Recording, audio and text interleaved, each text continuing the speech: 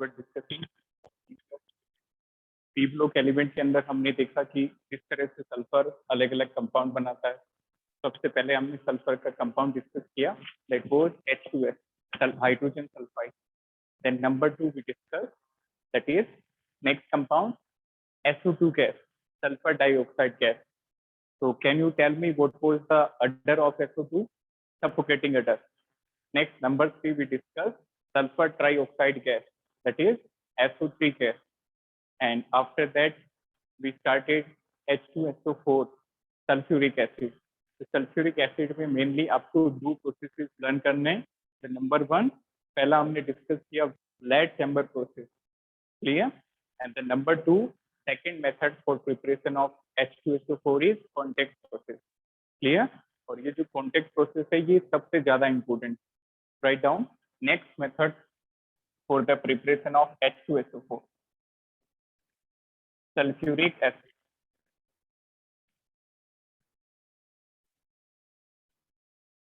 Sulphuric acid, अच्छा इसका structure हमने देखा और याद रखना बेटा, this is known as oil of vitriol.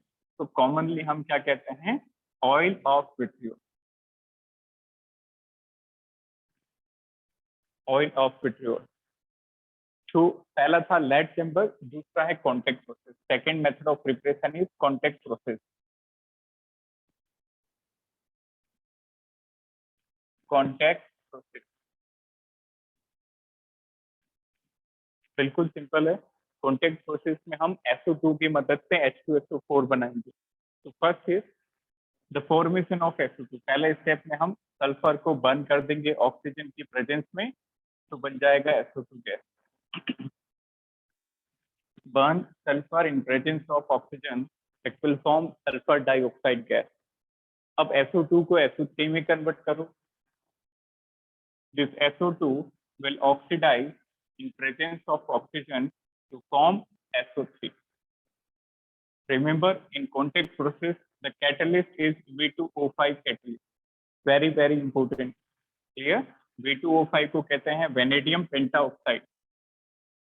Vanadium pentoxide. तो ये डायरेक्टली आपको नीट और जेई में पूछा जा सकता है। क्लियर? तो catalyst is V2O5। Then after ये जो SO3 है, थर्ड स्टेप में SO3 H2SO4 से कंबाइन कर लेगा। SO3 H2SO4 से कंबाइन कर लेगा, तो जोड़ तो इनको क्या बनेगा? H2S2O7। Got it? They will form H2S2O7 and this is known as oleum. This is oleum और ओलियम का दूसरा नाम होता है pyrosulphuric acid. This is pyrosulphuric acid. इसका स्ट्रक्चर भी इंपॉर्टेंट है। The structure is, I think पहले भी हमने एक बार बनाया है। Clear? The structure is SOS double bond O OH double bond O OH। This is pyrosulphuric acid. Clear? तो स्टेप 1 में SO2 बना, स्टेप 2 के अंदर SO3 बना, SO3 से हमने ओलियम बनाया। अब इस ओलियम का हाइड्रोलिसिस कर दो, मीन वाटर ऐड कर दो। तो स्टेप 4 में H2S2O7, ओलियम में जब हम वाटर डिसॉल्व कर देंगे, वाटर में जब ओलियम डिसॉल्व कर देंगे तो बन जाएगा H2SO4, 2 molecules of H2SO4। This is the final step from which we will get H2SO4 by the hydrolysis of oleum. Then oleum is one of the most important compounds. This is also known as pyrosulfuric acid. Next, तो ये दो process याद रखना है, lead chamber and contact process. बताओ lead chamber के अंदर catalyst कौन सा था? NO। क्लियर? उसका मैकेनिज्म भी हमने देखा था कि किस तरह से NO रिएक्टेंट और सबस्ट्रेट के साथ मिक्स होकर इंटरमीडिएट बनाता है और फिर प्रोडक्ट फॉर्म करता है। Done. Next, second is contact, third is properties and chemical reaction. Properties and chemical reaction. एक बार प्रॉपर्टीज आप एनसीईआरटी से भी रिवाइज करेंगे। नाउ H2SO4, इसको ऑयल ऑफ विट्रियोल कहते हैं या फिर इसको किंग ऑफ केमिकल्स भी कहा जाता है। Clear? H2SO4 is a strong dibasic acid. Strong dibasic acid. Clear? Strong होता है और फर्दर ये dibasic, that will give you 2H+। Fine. Strong का मतलब क्या होता है? जो टोटली डिसोशिएट हो जाए। क्लियर? तो दो तरह के इलेक्ट्रोलाइट होते हैं, एक होता है वीक इलेक्ट्रोलाइट, आई थिंक हमने इलेक्ट्रोकेमिस्ट्री में डिस्कस किया था। वीक इलेक्ट्रोलाइट वो होता है जो पार्शियली डिसोशिएट हो, और स्ट्रॉन्ग वो होता है जो कंप्लीटली आयंस में डिसोशिएट हो जाए। तो H2SO4 इज स्ट्रॉन्ग डाइबेसिक। तो ये 2H+ कैसे देगा? H2SO4 will give you 2H+ plus sulfate ion. Next, one of the most important characteristics of H2SO4, this is oxidizing agent. Oxidizing agent और oxidizing behavior, ये oxidation करता है। तो किसी भी कंपाउंड में यदि आप H2SO4 डालेंगे, it will oxidizes other. Now किस तरह से रिएक्शन होगी? See, carbon plus H2SO4, carbon plus H2SO4, and one more oxidation, sulfur plus H2SO4, S plus H2SO4। तो कार्बन को कैसे ऑक्सीडाइज करेगा? कार्बन का नॉर्मल कंपाउंड बताओ, CO2। ठीक है, तो इट विल फॉर्म CO2, खुद रिड्यूस हो जाएगा, self reduces to form SO2, और पीछे क्या बचेगा? H2। नेक्स्ट रिएक्शन, ये हमने पहले भी डिस्कस की है, sulphur, very good, SO2 plus water. Clear? Sulfur on reaction with H2SO4 will produce SO2 plus water.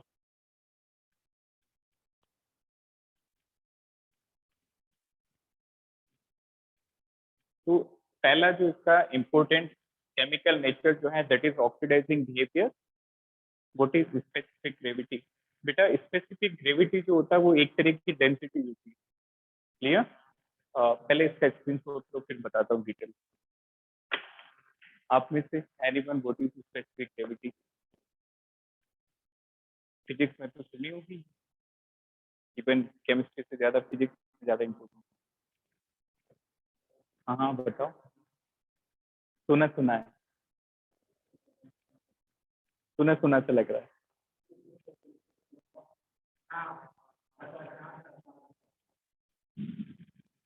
ये मेरी भी सोच है, हम दोनों की सोच मिलती जुलती। चलो नेक्स्ट, गुड, बिल्कुल सही है। जहाँ पे मास होगा वहां पे डेंसिटी ज्यादा होगी, और density is somewhat related to specific gravity. Clear? ठीक। तो first nature is oxidising behaviour. Specific gravity देखिए क्या होती है। Specific gravity, you can say बेटा, it is similar to density. Specific gravity is exactly similar to density.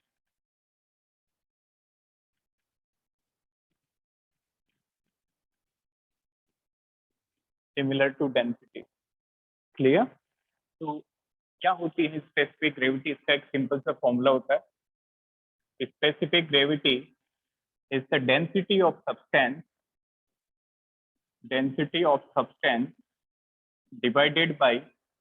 divided by density of water at same temperature.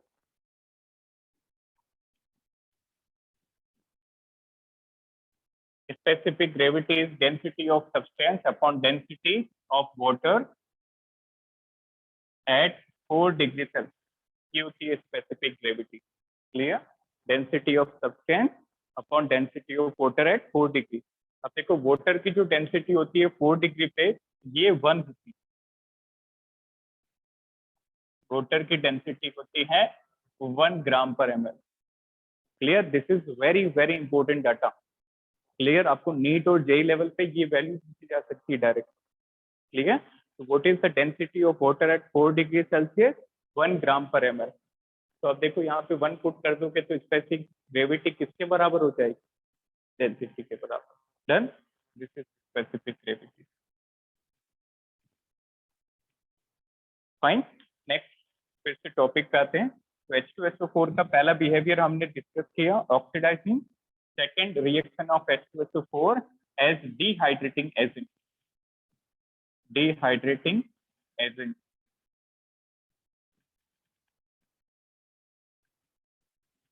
Dehydrating agent.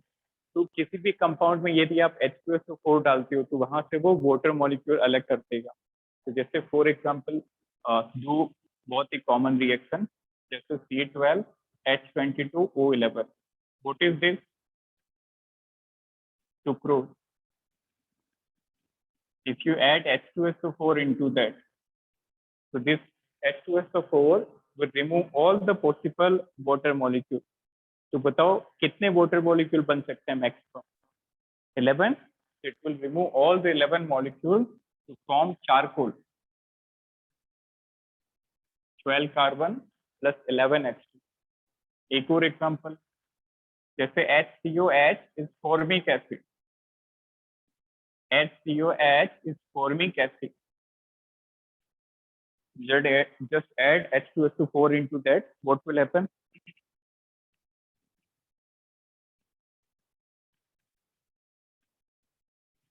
Water molecule अलग कर दो। Exactly, it is carbon monoxide. यहाँ से H2O अलग कर देंगे तो सिर्फ CO बनेगा। This is carbon monoxide plus H2। Fine. Next, जो H2SO4 होता है that is sulfonating agent. H2SO4 is a sulfonating agent. Sulfonating agent. इस सल्फोनेटिंग एजेंट का मतलब होता है कि ये बेंजीन रिंग पे क्या कराता है? सल्फोनेशन। क्लियर? तो जैसे बेंजीन की रिएक्शन आप जब सल्फ्यूरिक एसिड से कराएंगे, दिस इज बेंजीन, और SO3 भी डालते हैं actually, SO3 plus H2SO4 will give you benzene sulfonic acid, SO3H. This is benzene sulfonic acid.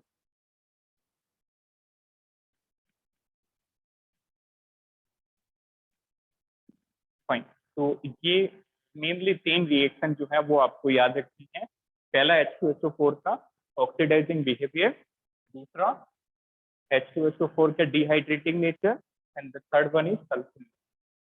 Note it down.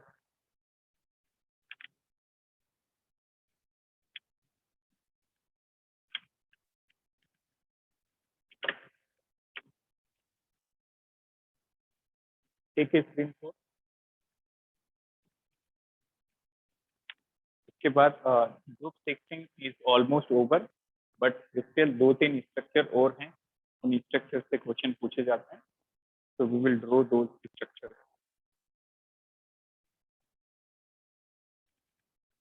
ठीक है सभी ने? Next,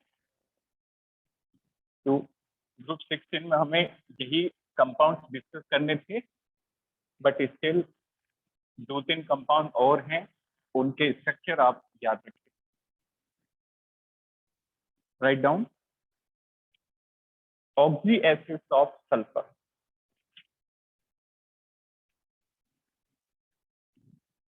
oxy acids of sulphur. तो ऑक्सी एसिड ऑफ फॉस्फोरस हमने ग्रुप 15 के अंदर डिस्कस किया। ग्रुप 15 के अंदर याद है, फॉस्फोरस के और नाइट्रोजन के। नाइट्रोजन के क्या थे? HNO3, HNO2, H2N2O2, HNO4। फिर हमने फॉस्फोरस के डिस्कस किए। क्लियर? फॉस्फोरस के कौन से ऑक्सीजन एसिड देखे हमने? H3PO2, H3PO3, H3PO4, H4P2O5, H4P2O7, H4P2O6 और साइक्लिक मेटाफॉस्फोरिक एसिड। इसी तरह से सल्फर के भी कुछ इंपॉर्टेंट ऑक्सी एसिड होते हैं, तो दो ऑक्सी एसिड हमने ऑलरेडी डिस्कस कर ली, which one, H2SO3 and H2SO4। तो उसके अलावा कौन से होते हैं देखिए, चलिए एक साथ लिख लें, H2SO3 को भी एक बार फिर से लिख लें। तो कहते हैं सल्फ्यूरस एसिड, सल्फ्यूरस एसिड, और H2SO4 is sulphuric acid that we already discuss. इनका स्ट्रक्चर भी हमने देखा। सल्फ्यूरस का होता है S double bond O OH OH, sulphuric का होता है S double bond O OH OH, like that. Then इसके अलावा हमें कौन से याद रखने होंगे? Number 3 is H2SO5, this is very very important. H2SO5, H2SO5 का कॉमन नेम होता है Caro's acid, Caro's acid, clear. और इसका केमिकल नेम होता है पर ऑक्सो मोनोसल्फ्यूरिक एसिड, पर ऑक्सो मोनोसल्फ्यूरिक एसिड। तो H2SO5 का स्ट्रक्चर, फोकस ऑन बोर्ड, क्या करेंगे? एक ऑक्सीजन एडिशनल है, SO4 और SO5 में कितने का डिफरेंस है? ओनली वन ऑक्सीजन, तो ये ऑक्सीजन यहाँ पे स्विच कर देंगे, क्लियर। तो it would be S double bond O OH, और इस OH में एक और ऑक्सीजन डाल देंगे तो H2SO5 बन जाएगा। Then next number 4 is H2S2O7। बताओ इसको क्या कहते हैं? अभी डिस्कस किया हमने, very good, oleum, clear. This is commonly known as oleum and its chemical name is pyrosulfuric acid.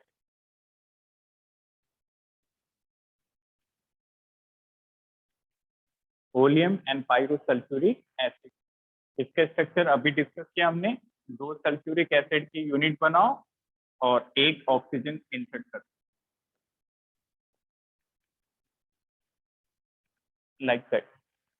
Then and the last one, number 5 is H2S2O8, H2S2O8, इसको कहते हैं Marshall acid. The common name is Marshall acid and it is also known as peroxodisulfuric acid, peroxodisulfuric acid। इसका structure देखें board पे, इन दोनों में क्या difference है? एक ऑक्सीजन, ये ऑक्सीजन यहाँ पे इंसर्ट कर देंगे, क्लियर। तो ये क्या बन जाएगा? S double bond O double bond O, this one. Then एक क्वेश्चन करके बताओ, in which of following oxy acid of sulphur peroxide bond is present? ये क्वेश्चन पूछा जा चुका है पहले भी, this is a previous year question, दोनों में पूछा हुआ है, medical non medical both. Option 1 H2SO4, option 2 H2SO5, option 3 H2S2O8, option 4 both 2 and 3। Anyone? It is correct। क्या है क्वेश्चन? कौन से सल्फर के ऑक्सी एसिड के अंदर पेरोक्साइड बॉन्ड प्रेजेंट होता है? देन सबसे पहले आपको पेरोक्साइड बॉन्ड पता होना चाहिए। पेरोक्साइड बॉन्ड होता है ये वाला, जब दो ऑक्सीजन आपस में सिंगल बॉन्ड से बॉन्ड बनाते हैं, दिस इज पेरोक्साइड बॉन्ड।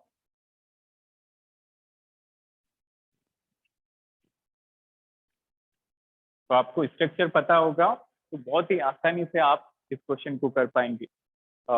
इसका ऑप्शन होगा बेटा फोर्थ ऑप्शन, क्लियर। सेकंड के अंदर भी है और थर्ड के अंदर भी। देखो H2SO5 कौन सा वाला था? Carolus acid. इसके अंदर देखो ये ऑक्सीजन सिंगल बॉन्ड, पेरोक्साइड। और थर्ड ऑप्शन क्या है? मार्शल एसिड, H2S2O8, यहाँ पे भी ऑक्सीजन सिंगल बॉन्ड से अटैच है। तो answer is both 2 and 3. That is very important question.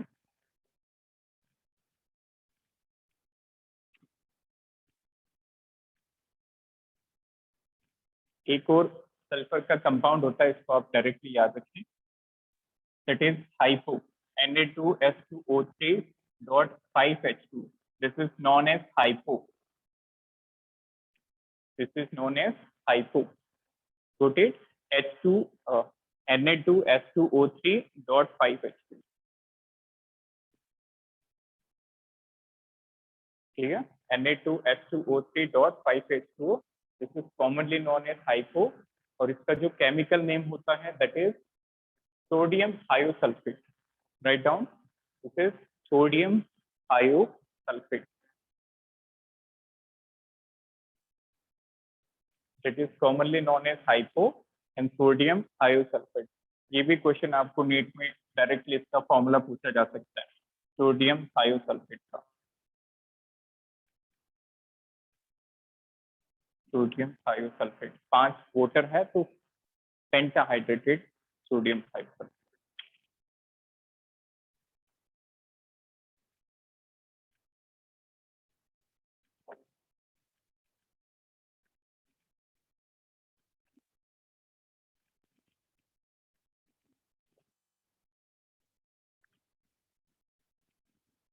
देखा सभी ने? तो ये स्ट्रक्चर बहुत ही अच्छे से याद रखना है और सारे नाम याद रखने, कोई भी कंफ्यूजन नहीं चाहिए. कैरोस, ओलियम और मार्शल ये स्पेशल है और बहुत इंपॉर्टेंट है. कैरोस का दूसरा नाम भी पूछा जा सकता है, पर ऑक्सो मोनोसल्फ्यूरिक. ओलियम का दूसरा नाम पायरोसल्फ्यूरिक और मार्शल एसिड का दूसरा नाम पर ऑक्सो डाइसल्फ्यूरिक. चलिए next, that is all about group 16. Now we have to discuss group number 17 and 18. तो ये ग्रुप उतना डिटेल्स में नहीं है, ठीक है, जैसे ग्रुप 16 और 17 15 16 थे, उतना ज्यादा कंटेंट नहीं होगा इनमें.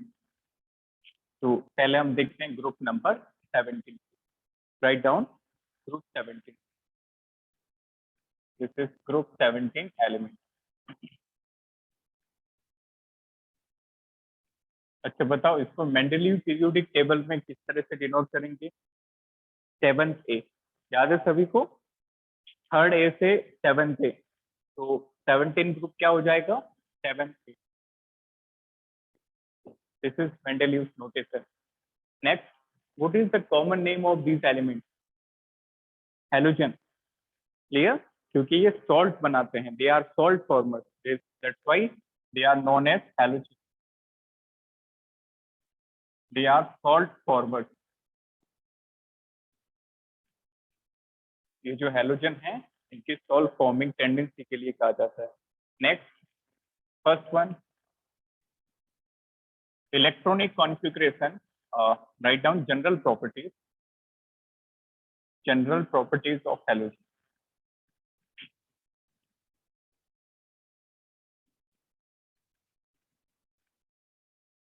General properties of halogen. तो पहली जनरल प्रॉपर्टी क्या होगी? इलेक्ट्रॉनिक कॉन्फ़िगरेशन और इनका physical state. Write down. First general property is electronic configuration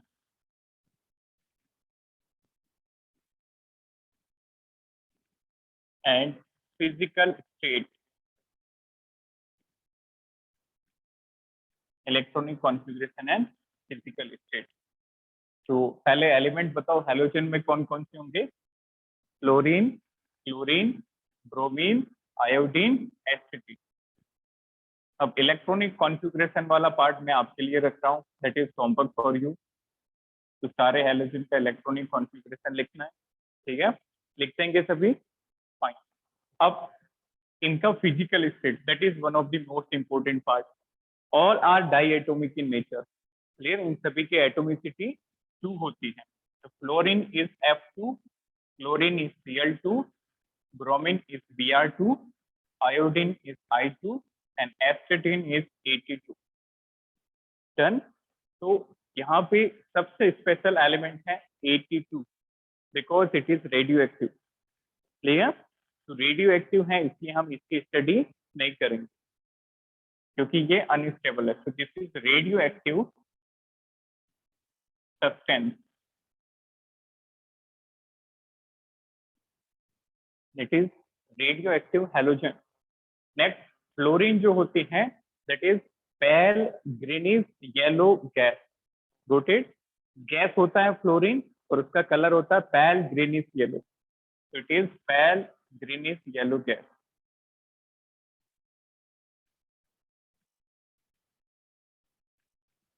अच्छा, क्लोरीन का फिजिकल स्टेट वो भी एक गैस होती है that is greenish yellow gas, और you can say simply yellow gas, greenish yellow gas.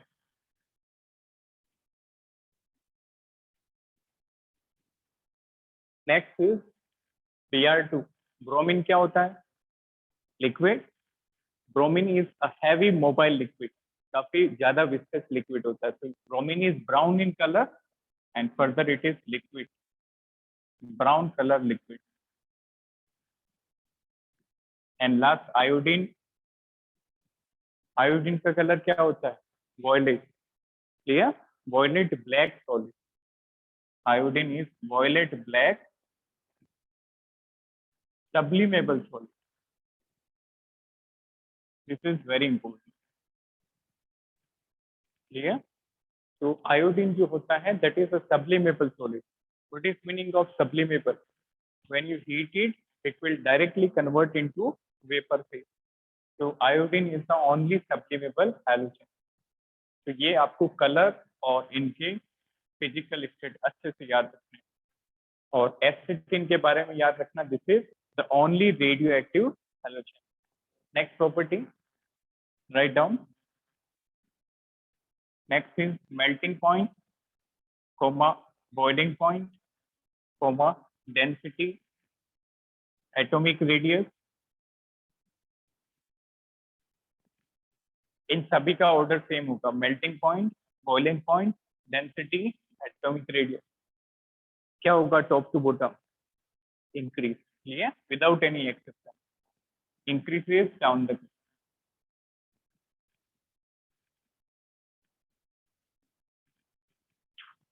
Increases down the group. Next, number 3 is ionization energy, i.e. electronegativity order। इसका भी सेम ऑर्डर होगा दोनों का, decreases down the group, decreases down the group. Clear? So if we talk about ionization energy, electronegativity, both property decreases down the group. Now one more thing कि बेटा जो fluorine होता है, halogens are the most electronegative elements in their respective period। Clear? तो अपने period के अंदर जैसे फ्लोरीन सेकंड पीरियड का एलिमेंट है, तो सबसे ज्यादा इलेक्ट्रोनेगेटिव कौन होगा? फ्लोरीन। फ्लोरीन थर्ड पीरियड का, तो सबसे ज्यादा थर्ड पीरियड का इलेक्ट्रोनेगेटिव फ्लोरीन। तो halogens, write down, halogens are the most electronegative element। Halogens are the most electronegative element in their respective period, in their respective period। Done? तो दो element की आप याद रखें या फिर सभी की याद रख सकते तो वो भी रखें, fluorine, chlorine, bromine, iodine. Fluorine is 4.0, fluorine is 3, bromine is 2.8, and this is 2.5. This is the value of electronegativity. Clear? तो फ्लोरीन की इलेक्ट्रोनेगेटिविटी 4 होती है, क्लोरीन की 3.0, ब्रोमीन की 2.8 और आयोडीन की 2.5। अब जो आपको याद रखनी है, must values are fluorine and chlorine, and the fluorine is the most electronegative element in whole periodic table। Then next property number किसकी? Not audible।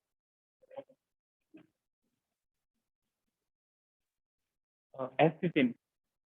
एसिटिन के बारे में हम उतना डिस्कशन नहीं करते, बट ऑल्दो ये भी ग्रुप 17 के अंदर है, 7 वैलेंस इलेक्ट्रॉन होंगे, तो इसकी भी मोस्ट प्रॉपर्टीज जो है उसी से मीट करेगी। Got it. बट एसिटिन जो है इसको मेटलोइड में डाला जाता है and rest are non metal. Got it. Fluorine, chlorine, bromine, iodine ये सारे नॉन मेटल हैं और एसिटिन जो है वो मेटलोइड में रखा जाता है।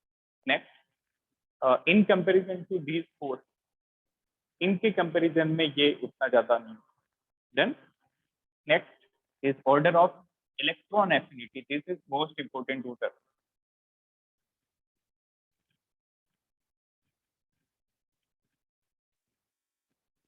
ऑर्डर ऑफ ये बताओ, what will be the order of electron affinity?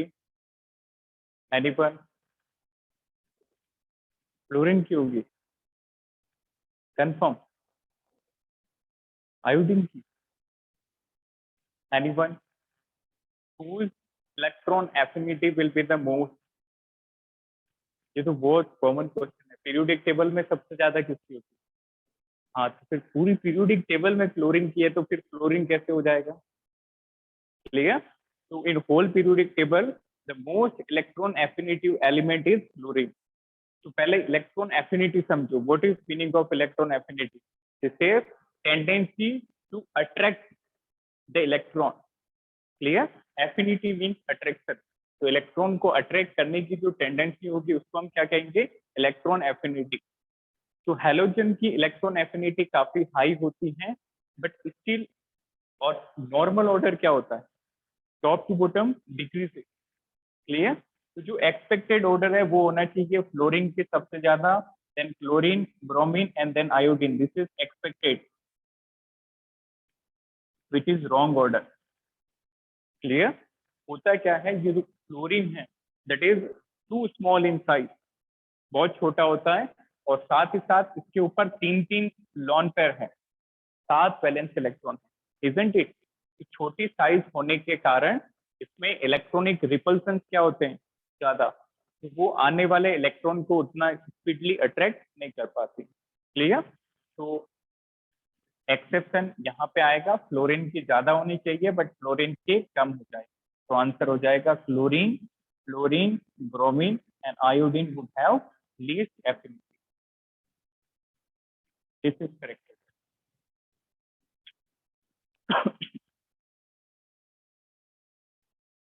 Note down,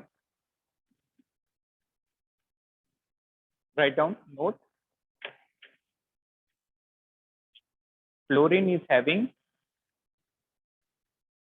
fluorine is having low electron affinity.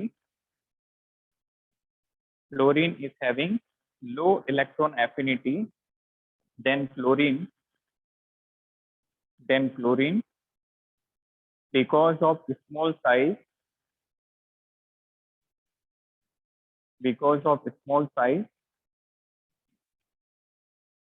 electronic repulsions are more.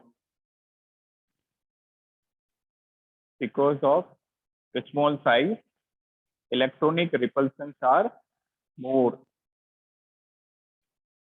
Hence, it will show, hence it will show less tendency,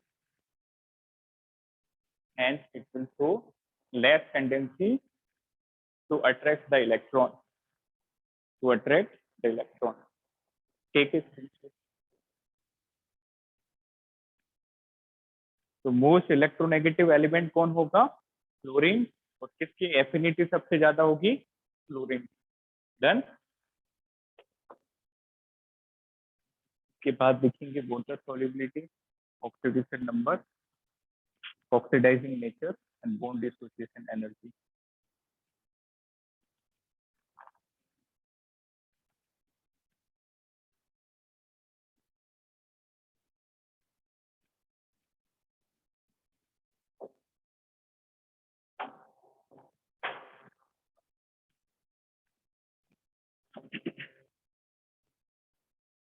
चलिए next property, right down water solubility.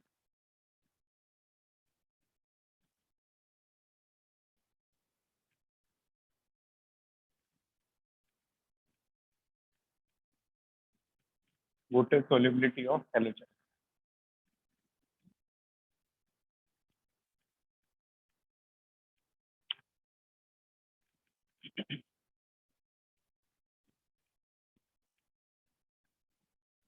देखें board पे, जैसे कोई भी halogen हम consider करें x, इस form में होगा, डाइएटोमिक फॉर्म में, और जब आप इसको पानी में सोल्यूबल करेंगे, वाटर में डिसोल्व करेंगे, तो वाटर जो है that is polar in nature, isn't it? This is H2O. It is having two polarities, positive and negative. So can you tell me halogens are soluble in water or not? वैसे तो soluble नहीं होनी चाहिए क्योंकि ये non polar है, but soluble होंगे, ठीक है? Because of what? They have tendency to induce a dipole, जैसे X और X. इस हेलोजन पे अभी कोई भी चार्ज नहीं है, बट इसको हाइड्रोजन जब मिलेगा तो ये अपने पे माइनस चार्ज डेवलप कर देगा. Have you heard the induction of charges? तो जैसे ये न्यूट्रल है, तो जैसे ही ये चार्ज इसकी चीज के पास आएगा, इसमें चार्ज इंड्यूस हो जाएगा. अब इसमें नेगेटिव हुआ तो ऑब्वियसली ये क्या बनेगा? Positive. so there is attraction between these. So due to this attraction, halogens are soluble in water. तो ये जो अट्रैक्शन हुआ, इसका नाम भी आपसे पूछा जा सकता है. What is the name of this force? Class 11 के अंदर आपने गैसियस स्टेट में फोर्सेस पढ़ी होंगी. एक होती है London forces, induce dipole, dipole induce dipole, ion induce dipole, like that. So what is this? This is a permanent dipole and this is induced dipole. So it is dipole induced dipole. ठीक है? ये जो force है, this is very important. This force is dipole induced dipole. Dipole induced dipole. अब solubility की बात करें, soluble तो होंगे इस फोर्स की वजह से, dipole induced dipole की वजह से. Now the order of solubility is followed by F2, then Cl2, Br2, and I2 is least soluble. This is order of water solubility.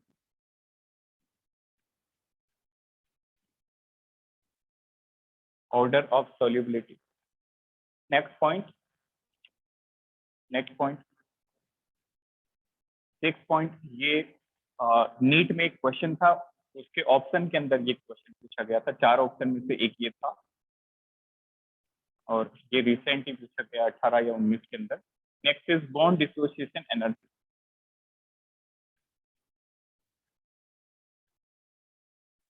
Bond dissociation energy.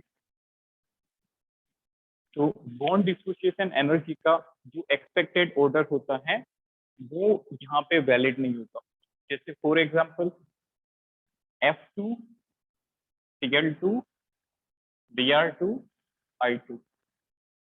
तो बेटा फ्लोरीन वाला जो बॉन्ड है वो सबसे छोटा है, फिर फ्लोरीन का थोड़ा सा ज्यादा बॉन्ड लेंथ वाला है, ब्रोमीन का उससे भी ज्यादा, और आयोडीन की बॉन्ड लेंथ सबसे ज्यादा. So as we know, bond energy is inversely proportional to bond length. तो सबसे स्ट्रॉन्ग बॉन्ड कौन सा होना चाहिए? फ्लोरीन का. Clear? But there is exception in this order. Fluorine का बॉन्ड सबसे ज्यादा बॉन्ड स्ट्रेंथ का होना चाहिए, बट फ्लोरीन की साइज फिर से छोटी है, और 6 इलेक्ट्रॉन 3 लॉन पेयर के रिपल्सन के कारण फ्लोरीन काफी अनस्टेबल होता है. Got it? Because of small size of fluorine and high electronic repulsion, the bond energy of fluorine is extremely low. Clear? तो फ्लोरीन का जो ऑर्डर है ये एकदम पीछे आ जाएगा, ब्रोमीन के पीछे, 2 स्टेप पीछे. तो एक्चुअल ऑर्डर क्या होगा? सबसे ज्यादा फ्लोरीन, फिर bromine, then fluorine, and least is iodine. This is the correct order. Clear? This is very very important. इसमें नोट करके रीजन लिख लें. Write down reason.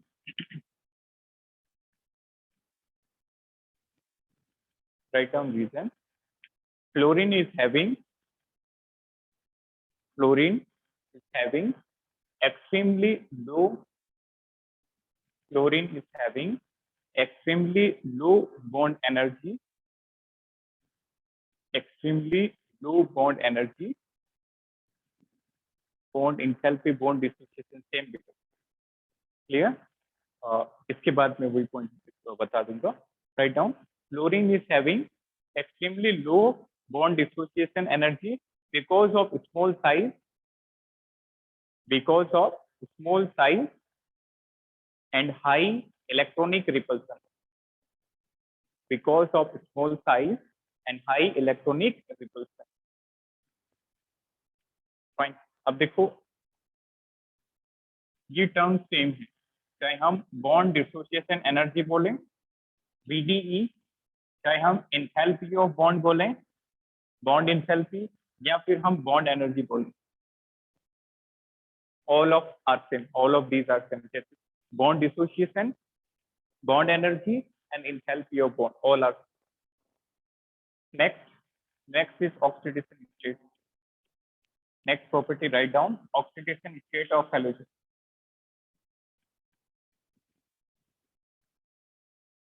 Oxidation, बताओ इनका कॉमन ऑक्सीडेशन नंबर.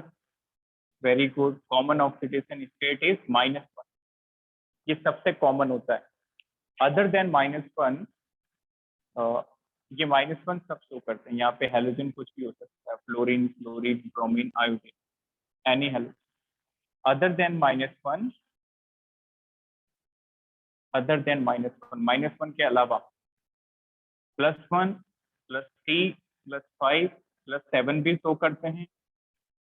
सिर्फ फ्लोरीन के अलावा बाकी सब शो करते हैं. It can be shown by chlorine, bromine और iodine, but not by fluorine. ठीक है. तो कॉमन चार्ज होगा -1, वो सारे हेलोजन शो करेंगे. और इसके अलावा पॉजिटिव ऑक्सीडेशन होता है +1, +3, +5 और +7, except fluorine. Every halogen can show this positive oxidation. Then इसका रीजन क्या होगा? Yes, very good. Fluorine is the most electronegative. सबसे ज्यादा इलेक्ट्रोनेगेटिव है, तो फ्लोरीन पे कोई भी पॉजिटिव चार्ज डेवलप नहीं कर पाएगा. Last property, that is oxidising behaviour. एक, राइट डाउन ऑक्सीडाइजिंग कैरेक्टर.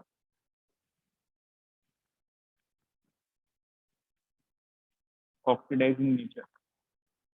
तो ऑक्सीडाइजिंग नेचर का मतलब जो दूसरों का ऑक्सीडेशन करे और खुद का रिडक्शन. बताओ कौन सा सबसे स्ट्रॉन्ग ऑक्सीडाइजिंग होगा चारों हेलोजन?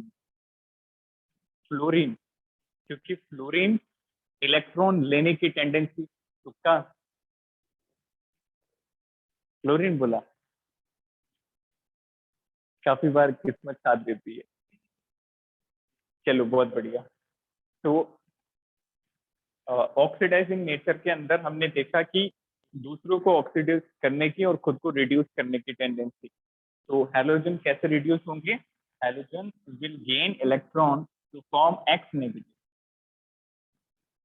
Like that. तो हेलोजन इलेक्ट्रॉन लेके हैलाइड बना देंगे. बताओ सबसे ज्यादा टेंडेंसी किसकी होगी X नेगेटिव बनाने? फ्लोरीन, क्योंकि फ्लोरीन सबसे ज्यादा इलेक्ट्रोनेगेटिव है. तो सबसे स्ट्रॉन्ग ऑक्सीडाइजिंग एजेंट होता है fluorine.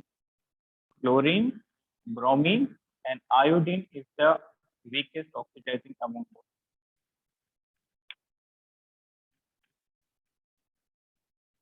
Iodine is the weakest oxidizing among all.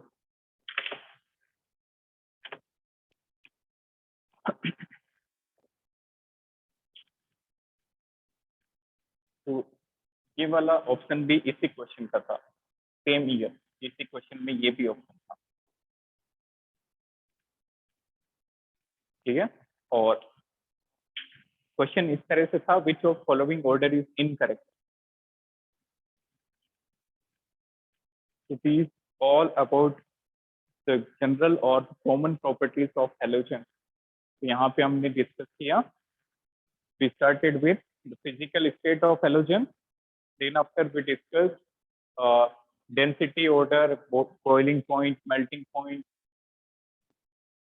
and electron affinity order.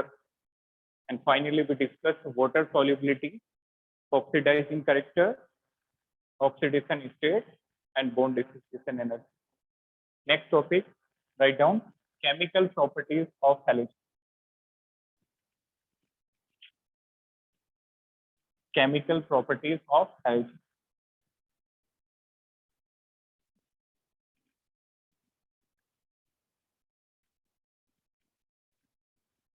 Chemical properties के अंदर हमें मेनली 4-5 रिएक्शन डिस्कस करनी है। सबसे पहले reaction with water, chemical properties of halogen. Number 1 is reaction with water. Water के साथ किस तरह से रिएक्ट करते हैं, रिएक्शन विद वाटर। फाइन। तो बाकी के हैलोजन जो हैं वो एकदम सिमिलर मैनर में रिएक्ट करते हैं एक्सेप्ट फ्लोरीन। ठीक है, तो फ्लोरीन जो है वो अलग अलग बिहेवियर शो करता है कोल्ड और वार्म वाटर के साथ। जैसे F2 on reaction with cold water, if you took this cold water, तो प्रोडक्ट बनेगा HF+O2। ठीक है, but instead of cold water if you took warm water, यदि यहाँ पे आपने हॉट वाटर लिया तो प्रोडक्ट बनेगा O3, ओजोन। क्लियर। तो फ्लोरीन ही अलग बिहेवियर शो करता है कोल्ड और हॉट वाटर के साथ, बट बाकी के जो halogen F2 + H2O will show disproportionation reaction to form HX and HX2 like that। ठीक है, यहाँ से हम नेक्स्ट क्लास में कंटिन्यू करेंगे। Take a screenshot. Any doubt in today's lecture or any other lecture? Anyone?